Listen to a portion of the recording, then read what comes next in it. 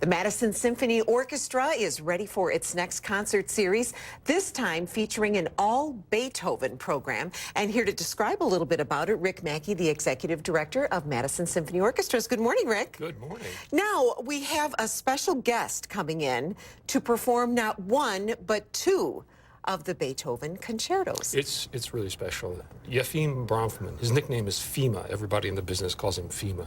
He's a great bear of a man. He grew up in Soviet Union, actually finished his studies in the United States at Juilliard and Curtis, but he's a wonderful, wonderful artist. And to give us two concerti on the same program, I mean, that's a great physical feat to do that. But he's up to it, as you'll see. And you're going to start with one of Beethoven's earlier works and end with one of his later. Yes, it's slightly chronological, but not fastidiously so.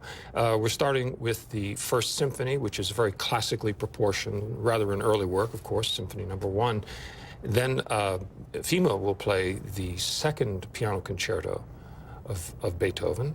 It's a real Beethoven bonanza. I'm telling you all this Beethoven, we love it. Intermission, then a sprightly overture from a ballet, The Creatures of Prometheus. The ballet is forgotten, the overture is remembered, that's all we need.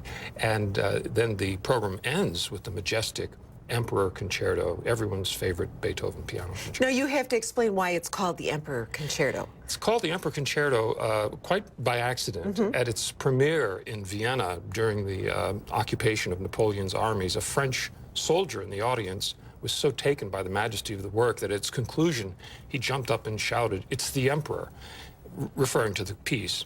And this is ironic because Beethoven strongly disliked Napoleon. He was disillusioned about 10 years earlier, considered Napoleon a despot. He would never have named this the Emperor Concerto.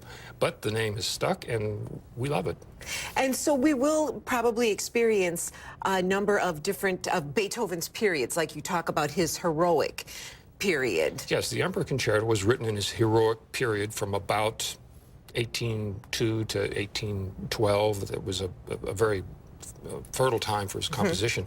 A time when actually he was going more and more deaf. He certainly was quite hearing impaired by the time he composed the Emperor, but he could still hear what he was doing somewhat. And he knew what it looked like on paper, too. This amazing thing about Beethoven is he heard it all in his head.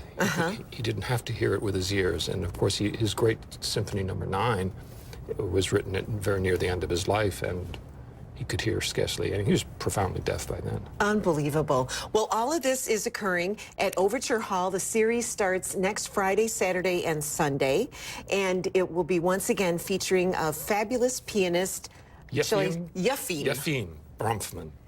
Once again, tickets are available. Yes. Great seats still available for most of them, but hurry. This is a good time to do it. The last week before a concert is when they really fly. This is going to go big. Okay. Thanks so much, Rick. Okay, thank you.